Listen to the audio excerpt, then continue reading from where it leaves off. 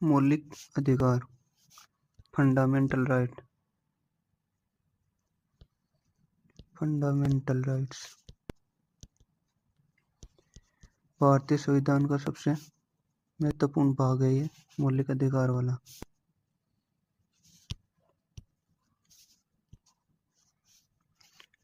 संयुक्त राज्य अमेरिका के संविधान से लिया गया है। अमेरिका के संविधान से लिया गया है मौलिक अधिकार वाला भाग। वर्णन, इसका वर्णन मिलता है संविधान के भाग 3 में। अनुच्छेद है 12 से 35।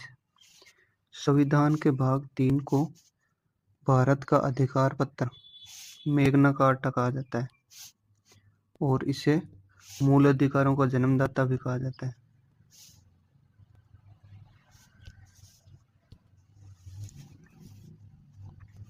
अब मौलिक अधिकारों में संशोधन हो सकता है।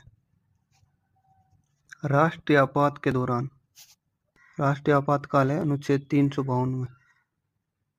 राष्ट्रीय आपातकाल के दौरान अपराधों के लिए दोष सिद्धि के संबंध में संरक्षण का अधिकार, अनुच्छेद 20 में है ये।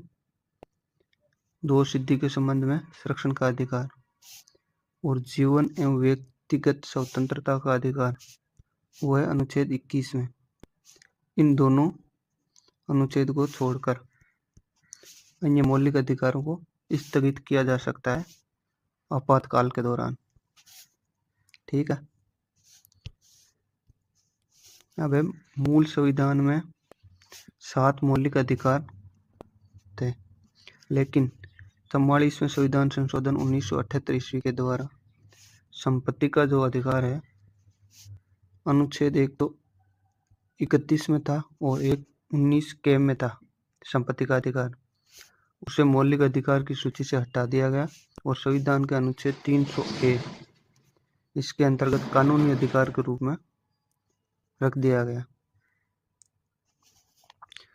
ये किया गया था संविधान संशोधन 44वां 1978 में।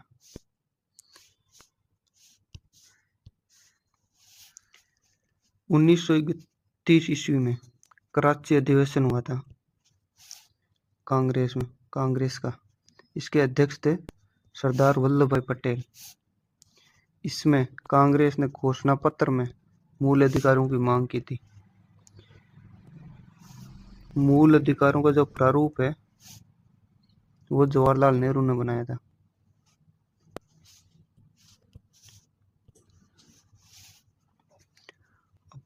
कुल टोटल 6 मौलिक अधिकार है भारतीय संविधान में। इनमें पहला है समानता का अधिकार, इसके अनुच्छेद हैं 14 से 18 तक। फिर है स्वतंत्रता का अधिकार, यह है अनुच्छेद संख्या 19 से 22 तक।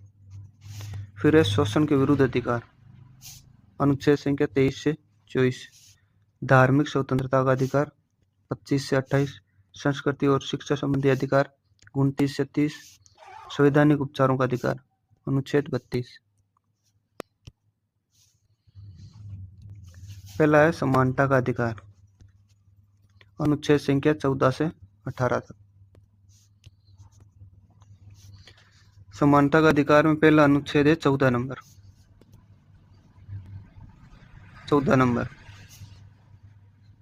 इसमें है विधि के समक्ष समता या समानता। इसका अर्थ यह है कि राज्य सभी व्यक्तियों के लिए एक समान कानून बनाएगा। कानून शब्द महत्वपूर्ण है। एक समान कानून बनाएगा, उन पर एक समान लागू करेगा। भारत के जो सभी नागरिक हैं उनके लिए, सभी नागरिकों के लिए एक समान कानून का निर्माण करेगा राज्य। अब है अनुच्छेद संख्या 15। इसमें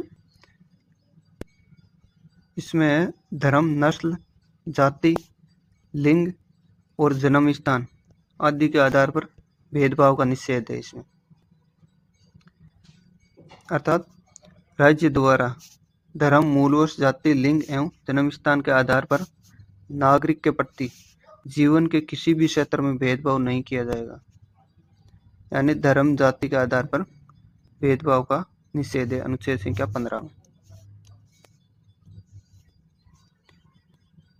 अब है अनुच्छेद संख्या 16, लोक नियोजन के विषय में अवसर की समानता। राज्य के अधीन किसी पद पर नियोजन या नियुक्ति से संबंधित विषयों में सभी नागरिकों के लिए अवसर की समानता होगी। अर्थात राज्य के अधीन कोई भी जो सरकारी पद है उस पर वैकेंसी होती है, तो उस पर नियुक्ति देते समय सभी नागरिकों को समान अवसर दिए जाएंगे। सभी नागरिकों को समान अवसर दिए जाएंगे। यह है अनुच्छेद 16 में अवसर की समानता दी जाएगी, अनुच्छेद संख्या 16 में। ठीक है।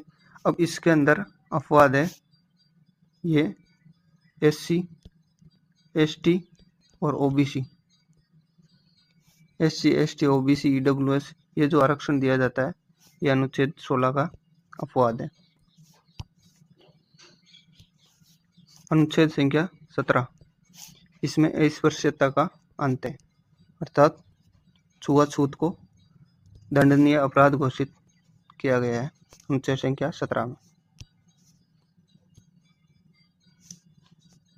अब है अनुच्छेद संख्या 18, इसमें उपाधियों का अंत है। इसमें लिखा गया सेना या विद्या संबंधी सम्मान के सिवाय सेना और विद्या संबंधी जो सम्मान है उनको छोड़ करके अन्य कोई भी उपाधि राज्य द्वारा प्रदान नहीं की जाएगी। भारत का कोई नागरिक किसी अन्य देश से बिना राष्ट्रपति की आज्ञा के कोई उपाधि स्वीकार नहीं कर सकता। अर्थात पहले स्वतंत्रता से पहले कई लोगों को अंग्रेज सरकार या ईस्ट इंडिया कंपनी उपाधियां देती थी। कई लोगों को उपाधियां देती थी उनके कार्यों के आधार पर, तो उससे असमानता व्यक्त होती थी एक तरह की। और कई पहले राजा महाराजा थे, उनकी जो उपाधियां थी उनसे असमानता व्यक्त ना हो, इसलिए उपाधियों का अंत संविधान में उपाधियों का अंत किया गया। और इसमें ये जो भारत सरकार द्वारा भारत रत्न, पद्म विभूषण, पद्म भूषण एवं सेना द्वारा परमवीर चक्र, महावीर चक्र और वीर चक्र आदि जो पुरस्कार दिए जाते हैं ये अनुच्छेद 18 के तहत ही दिए जाते हैं। सेना और विद्या संबंधी सम्मान है। ये हो गया समानता का अधिकार कंप्लीट। Thank you.